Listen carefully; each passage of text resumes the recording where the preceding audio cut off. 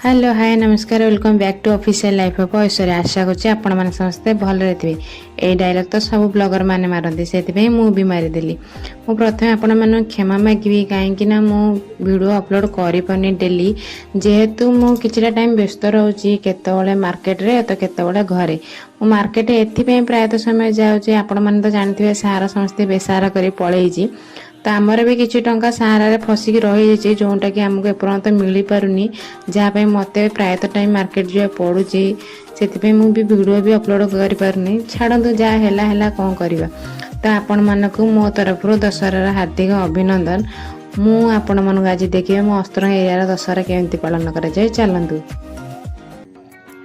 तो ये थिला फास्ट लाइटिंग डेकोरेशन जोटा एते भल से हेची।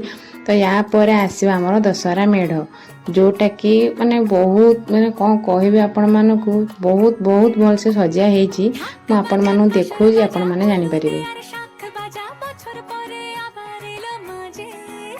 तो ये स्टार्ट है दुर्गा मेढ़ जोटा कि बहुत भलसे सजाई जमी आपड़ी आपण मैंने केमती लगे मत कमेंट रे जनइबे।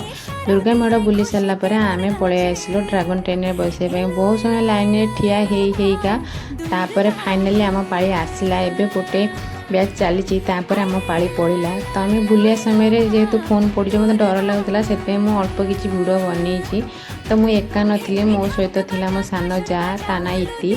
तो ये सब बुलला मु घर को पलि आसली मोर जेहेतु फोन पड़ज बोली मुझे मो हजबैंड को मोर आसवा बेले वीडियो बनवाई मन नाला।